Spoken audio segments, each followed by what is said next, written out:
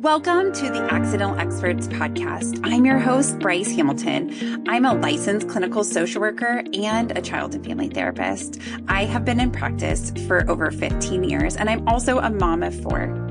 So I know the challenges both professionally and personally. I'm so glad that you're here today to grow your parenting toolbox. Please come as you are and be ready to learn. My goal is to make you the accidental expert so that you can raise healthy humans.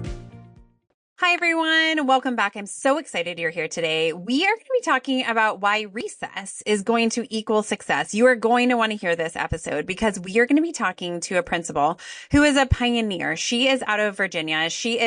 Her name is Janie Hovatter, and she is the principal of Garland Quarles Elementary School in Virginia. And she's going to be talking to us about how she implemented 4 recesses for her kids and how this is increasing their test scores, increasing student attendance, increasing student happiness, student learning, relationships, all the things, everything we want for our kids. This could be the thing that is helping to change the way that our schools are run. She's also seeing decrease in behavior. So with that, let's get to Janie. Thank you for inviting me. Absolutely. So we're going to be talking about this cool thing that you're doing at your school, and it's having a lot of success. And I would love to hear about it. What's going on at your school that is so special? Well, thank you. We actually call it recess equals success. Essentially, we have 4 recesses a day for every child at our school. And it has been working very well. We've done it before COVID, during COVID, and after COVID. And we're very, very proud of how it's working for us. And remind me, what grades do you have at your school? Thank you. Pre-K through 4. Awesome. So everybody, every day gets 4 recesses. Correct. This is unheard of. Well, let me clarify a little bit there. Yeah. Pre-K is a little separate curriculum, but even they have increased their amount of time. And it's really a pleasure to see the little pre-K outside with our older students. But yes, indeed, everybody gets 4 recesses every day. Yes. I love this. Okay, so what motivated you to make this change? How did you come to this information? Tell me all the data. Thank you. I was blessed to be a part of the Global Educational Learning Tour, and we went to Finland. And when we were in Finland, we were seeing, the schools on the tour. Well, we noticed the school right beside our hotel in Helsinki, and we became friends with them. And I watched the children out in negative 23-degree temperature with 3 feet of snow, happily, gleefully playing. And then I was invited into their school and I saw how quickly their transitions were. And I thought, we don't have that kind of snow in Virginia.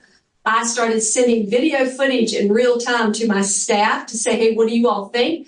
And they were blown away and they're like, yeah, let's look into this. So that's how it started. You're saying that you had transition times that were longer. Tell me, what was the problem that you saw? I'm so glad you asked that because typically that's why people don't want to increase recess because people are not aware of how quickly the transition can be made. Basically, you're thinking of a teacher raising their hand and waiting until the kids finally see the whistle and they finally come. In Finland, I saw one signal and they all moved. There was no inefficiency, no disorderliness. It was completely very well controlled. And we're talking over there, it was children between the ages of 6 to 17. And it was really, 6 to 13 rather. It's really a pleasure to see that. So we put our thoughts into it, talked to our staff, and came up with the ideas of what we needed to do to make this process be able to be workable and also to be reflective that if it's not, let's make adjustments. Yeah. So you brought this idea back and you're like, hey, we could have 4 recesses. And the teachers were like, yay or nay? No, I'm so glad you asked. There were several that were like, hey, you want us to get these high test scores. So how are we going to do that by losing time in the seats? And I started, studying more. There are physical, cognitive, social, and emotional benefits to every child being outside, in addition to the adults as well. So that essentially, once my teachers agreed upon the process that we were, which is, hey, you blow the whistle, you move, and you go, and those kids will come, and they do, you actually get more time back in the classroom because the children are refreshed, they're rejuvenated, they've had enough time to process some harder content, and we've had complete and continued academic scores every year that we've done this. And that excites us. Yes. Oh my gosh, that's amazing. I love this. I was just going to ask you, what successes are you seeing? Because I do know that I have teacher friends and teachers that I'm engaged with, and the recess is almost a drain, right? Like I think they tend to feel very negative about it. Not really, but just like it's such a time suck, I think. And the kids come back and they're chatty. They have a hard time getting back to the classroom material. And it's almost like thinking about what you're saying is the kids know they get 4 recesses, right? So this isn't the only time that they're going to be outside today. And also as a play therapist, we know that kids play is their language and how they work through problems. So I love this idea that kids are able to get more time outside. And to be honest, as a mom, I'm thrilled about this idea. Like when I heard of this program, I was like, I have to talk to this principal because I want to bring this to other schools because I think sometimes kids don't get to play outside. I think a lot of times we have a very fast life, and depending on what else is going on, they need time outside. They need time to process the material. Just like cramming for a test doesn't work super well. So like when we're learning the material, we need time away, and nature is so restorative, and being outside and playing, which is exactly the thing that kids are supposed to do developmentally. Like I just love all of this stuff. So back to my question, which was, what successes are you seeing? Attendance improved. Well, first of all, as a high poverty, high diverse school in the state of Virginia, we must measure up with our accreditation, and ours is completely where it needs to be in terms of academic content, in terms of attendance, and decreased behavior. I can't say that enough. For children who've suffered trauma and things that I'm not aware of, but giving them that opportunity to learn how to socially interact and to explore and discover in short bursts of time has been extremely productive for our students. And our teachers will tell you, they can go out, they can jump rope with the kids. It's not a burden. I think the culture of recess is what needs to shift in terms of why it's working. And it works very well. I enjoy it. I go out and I'll swing with the kids. They know. I love that. Yeah. Well, and it also develops a relationship with those kids that is an adult caring about a kid in a way that is beneficial to their development of like, we can play too. I think as adults, we sometimes forget to play, and we need to play too. And so being playful with the kids actually develops a healthy relationship. So I love that piece that the teachers are playing too. So tell me the logistics on recess. What does it look like? How do the times work?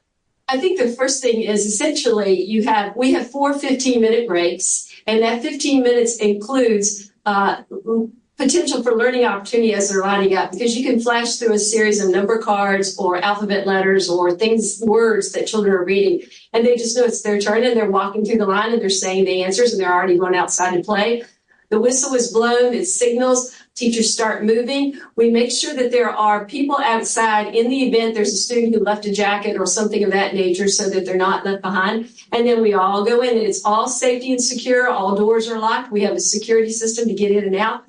But you can't line 400 kids up at one door, so you have to have multiple ways, which again, when you start thinking about a school and the systems there, you can come look at another school and borrow. Like for us, we saw what was working in Helsinki, and I could parlay that here.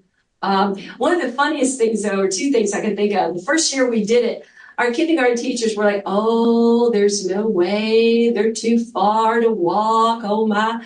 And my physical education teacher, who's been a real advocate for this, said, let's try it. Let's just see what happens. And sure enough, easily they can do that transition very quickly, because little kindergartners can walk with a purpose. The other part that I thought is the school counselor just told me, Joni, I don't think I've ever seen a student fall asleep at their desk outside. I thought that was Yes. I mean, I love this idea of getting kids more active. So do you do the whole school at the same time? Are they divided recesses? What's the logistics in this? Most of the time, there are at least twice when the whole school is out there, mainly because we have to honor specials times, for phys ed and the regular other structured parts by grade level, as well as lunch, because not everyone's all eating lunch at the same time. But I think what happens is kids don't get their ability to plan with their friends. So if you have 4 of them and say, hey, I'll play with you at the 3rd recess, or let's go outside and we'll climb on the monkey bars or play, superheroes. They're planning, they're thinking about this, which is very good, I think. Oh, yeah. I mean, when we think about executive functioning, this is a superpower to be able to think about the time, organize yourself and plan for that. That's amazing. So that's something I know I find myself wishing that schools did more of. And it sounds like your plan of adding more recess actually is giving that ability to have foresight to things, even for the little kids.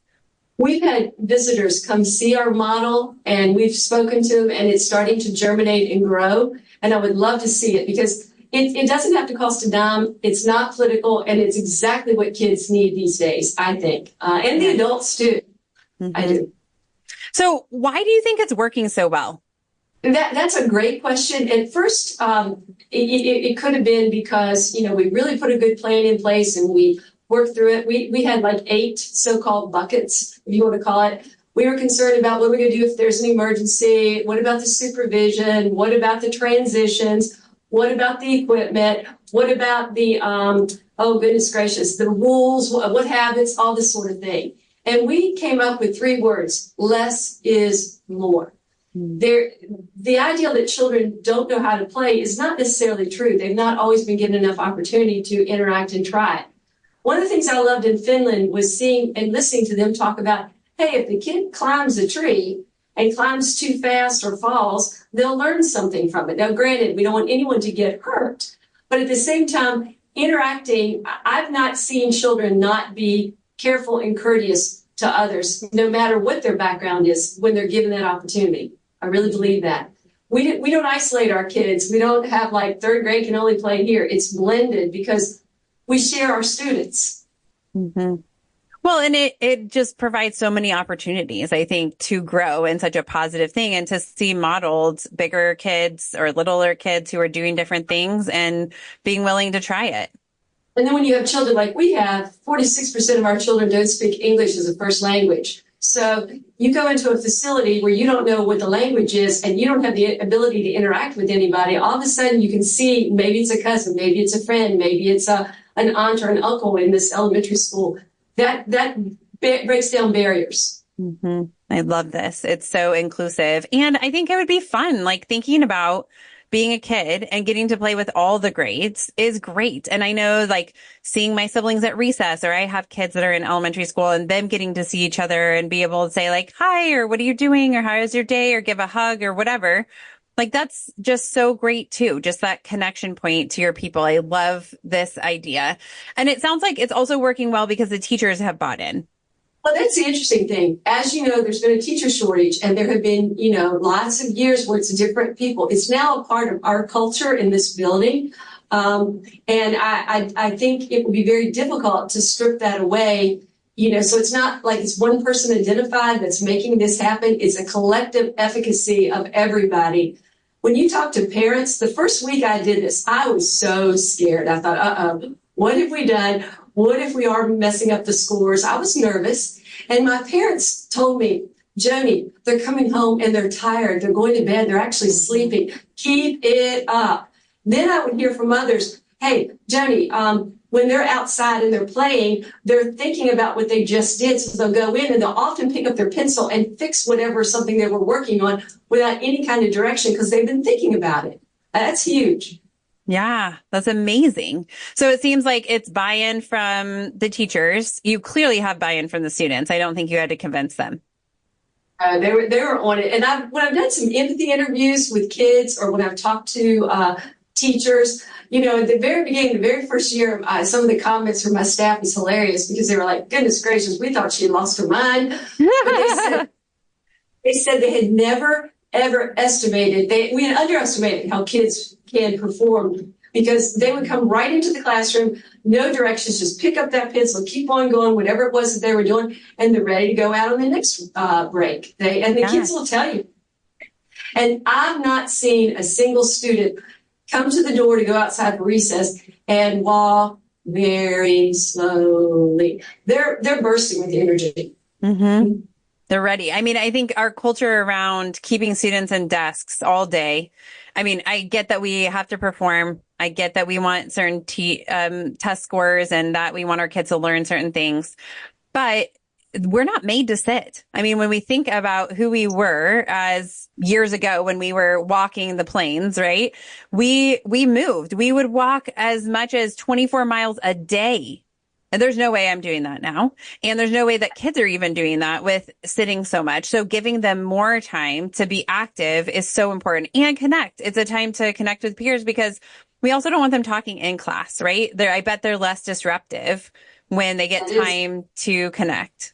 Very well said. Our discipline, that's the first thing we noticed in the first 2 months of doing this. It was like, wow, because we found another way to, like you said, connect with the students. And also, when you've got a teacher out there who can do double Dutch jump rope, whatever you want to call it, and they're like 60 and they can show that, those kids are like, wow. The other part is in class. When you have children who have special needs, sometimes that's evident in the classroom, sometimes it's not. Outside of recess, you're not going to be able to tell. And I love that, because it's another chance for children to show and gain social confidence with each other. I really like that.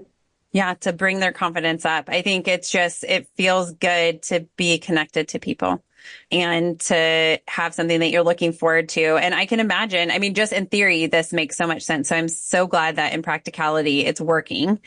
Have you had any feedback from parents that they're saying, no, this is bad, or we don't want to be there? You know, some of my parents that are brand new to bringing their child to school often think that when you're around a child that has a sneeze or a sniffle, and COVID certainly made that a little bit more underscored, that, that's not safe. When in fact, being inside the building with the germs all day long is way more unhealthy than going outside and getting fresh air. I have children on health plans, but I've had no pediatrician, not one, tell me they're not recommending for the child to go outside, not one. And that's 6 years so far. Yeah, that's amazing. Well, and it's fascinating. So the way that I came to get to know your program is I was talking to a pediatrician in your area, and something that she said to me that made me feel like I have to know about this is she was talking about, Dr. Allen was saying, I have kids in that school that have ADHD that I'm needing to medicate later because they have more time to regulate with movement. And I was like, yeah, that makes so much sense. So it's not saying that we're getting rid of any diagnosis. It's just that we're giving kids the skills that they need, the movement that they just need biologically. It's how we're wired. We brought some logs, just some regular wood logs. And when we brought them out, probably about 20 of them, we brought them out. We just thought, wonder what this is going to do. Oh my goodness. If you were to watch the dexterity, the strength, and we're talking, maybe 4-inch by maybe, 12 inches, whatever, pretty heavy. They would build forts. They build recliners. It's just the most interesting thing to watch. I love that. To me, it's what schools should be, and can be. Mm-hmm. Which leads me to my next thought, which was, do you think that other schools should be following this model, and why? 100%. I believe that teachers are like students. Everybody's a learner. Breaks help us. There's a whole lot of explosion on the brain breaks, but typically when you're doing brain breaks, you're inside the same environment. There's something about getting outside with natural sunlight and, being around dirt or ground or just a different smell in the air, if you will. For our children, many of our children don't have yards, and I guarantee a lot of other schools have children that don't have backyards and don't have the ability to even move outside of just getting inside the house. So physically, it's so important. Plus, it cuts down obesity. The other thing that I think that all schools should look at is it will improve your academics, your attendance, your behavior. You've just got to think about it. It's the why. It's not like some little canned recipe. You have to think about it from, why do you want children to be able to go outside? What are you hoping for? And when we did our clarifying questions to dig deeper, what were we really worried about? We realized that the active supervision involves all of us, because it gives us the chance as teachers to be able to interact with the students that sometimes we have to work a little harder to build that relationship with. Mm-hmm. And right there it is. You throw a football at a kid suddenly say, I kind of might need to listen to that person a little bit more. It's great. Mm-hmm. Yeah, it builds rapport. They connect. And why would a kid not want to go to school when school is fun, right? When we're having a good time? I mean, learning is fun. It's hard. but it is also fun. And I think when we take the fun out of learning is when kids are more likely to have school avoidance, right? Or they're quote unquote too sick to attend school, right? Maybe they're not, but they're not feeling like they belong or want to be there, or that they have people that they connect to. And when you feel like you connect, you want to be there. One of our family members, actually a community member, spoke to me and said, for one child, the child might want to go out and do dances and do ballerina moves, and another child might want to go out and color with chalk. Meanwhile, another child is dying to get outside and play soccer because they go get the rematch kind of thing. So what I like about it is that the kids have so much choice, and they have the ability to. We had bubbles. We had somebody trying to teach volleyball last year. Who knows? It's whatever idea you want to bring. We're pretty much going to go along with it because it's good for kids and teachers. Yeah, playing is so important. I love this. Okay, so I am obviously motivated to get this into my local schools, but nationally, right? Like I would love for the United States to be a system that does this for recess, that really looks at what is good for kids, and also learning is good for kids and activity is good for kids. And we have so many things that could be resolved with physical activity, like behavior issues, increasing attendance, increasing test scores, increasing connection, right? Like there's the benefits seem endless here. What advice do you have for somebody like me who wants us to get into our schools? What can we do? How do we make this happen? I've seen it done a couple of different ways. One way is recognizing what it is that your school's already doing, because often it's easier to move from the familiar to the unfamiliar. So just, learning, is there at least one recess? Is it two? What time of day is it? And I think I've seen it really get organically grown the best when it comes from parents, because parents can go to their local school board. The state of Virginia is a perfect example of that, because recess minutes are now considered instructional minutes by our legislature. And I'm thrilled about that, because I think that's that confusion of recess being a waste of time. It is not. It is a highly productive part of the day.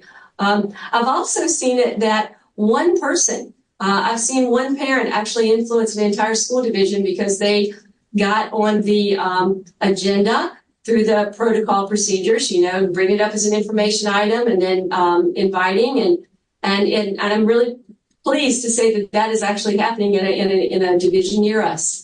I think it's not the kind of thing that needs to be a real difficult conversation. It would be good to find out what the reservations were. I mean, my own reservations when we first did it, even though I saw it in Finland, was the, what am I going to do about the test scores? What am I going to do about it if teachers don't like it? What am I going to do if it blows up and this thing doesn't work?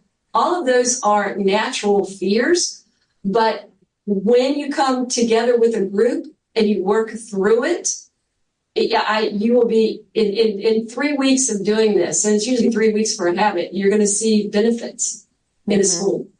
Yeah, I love this idea that it could be so easily implemented. So when we're looking broader, obviously I'm going to take this to my school board and get on the agenda and pass it to everybody I possibly can. What thoughts do you have or what do you want teachers and parents and principals and administrators to take away from this conversation, where we're introducing this idea that 4 recesses could be a pivotal change to solving a lot of the issues that we have in school?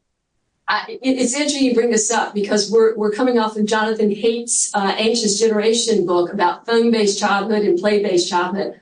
I would like every parent, every teacher, every principal, even student that's listening to this, let's go back to not the right word. Let's review this play-based learning, because it's critical for healthy social and emotional regulation. It's so paramount for the physical benefits of just being able to run and get that energy out. It helps your concentration, your overall decompression in your mental cognitive abilities. And the best thing is we're happy. And I think happiness is already a good thing in education. I really do. Yeah. Yes, this is so profound. If recess was used, it's used so much as a carrot and a stick. Yes. We do not allow any of that. No teacher can take recess away. If anyone takes recess away, it is very rare, it would be myself or the assistant principal. And typically what it tells us is this child needs more help when they're around kids they're not familiar with or needs suggestions. And so I know it's effective, but that's one of the things you got to break too as a habit. Because if you talk to a principal, they're going to tell you, well, it's a good motivator. No, it's not. This is something that I have struggled with is like, a kid getting taken away from recess for poor behavior or catching up on work. And I say that doesn't work. And what we need is the kid that you think needs it taken away is the kid that needs it more, right? They need it twice as much. And I thought of myself, because I probably would be an ADHD kid nowadays. We have 4 children. Of the 4, 3 of them were Division I athletes. We didn't put them on any meds, but, we're farm people, so we have to work through it. But bottom line is, I would be that kid sitting out there at the end, waiting for the teacher to just stare down. I would not come if she's just going to stand there. More I thought, if I see my teacher moving, I'm about hightailing in the building. Mm-hmm. And as soon as we did that, that was the very first thing we did day one. We never had to look back, because I knew that kid, but I ain't coming in line. Yeah, because you wanted more time outside, and it makes sense. I appreciate that part. And I think also just having a lot of things for kids to do, but also not, because kids will just find stuff. I mean, I know even at my own house, my kids will create games and use their imagination, which is so critical for development. I was out there one day and there was a talent show going on. They had the MC, God knows what they were doing, but it was in bilingual, it was in both. And I just thought, this right here matters. And then they're like, we'll be back here at the next one. They were just really, going with their ideas. And I love it. About cooperation too. Yes. I like teachers who are new to the building, who've never seen this, are like, God, I wish we'd have done that at my other school. I'm like, we're on something here. Yes, no, truly. And I would imagine that you're able to employ teachers more easily. Like, they're interested. Like, once they get into it, they don't want to leave, because they're like, this is success. Like, this matters. Yes. Yeah. Happy people, right? Whether it's kids or grown-ups, it all matters. Matters a lot. I was nervous, so I'll be honest. I can respect why people are a little bit timid about it, especially administrators. However, have you push through it. The reason you went into administration, because hopefully you wanted help. This gives people an opportunity to do it. I'm not the only one doing it, but I know it works here, and I'm really thrilled to help grow it. Yes, absolutely. I will include the research that you shared with me in our show notes, and different information for parents and administrators and principals and school boards and teachers to look at.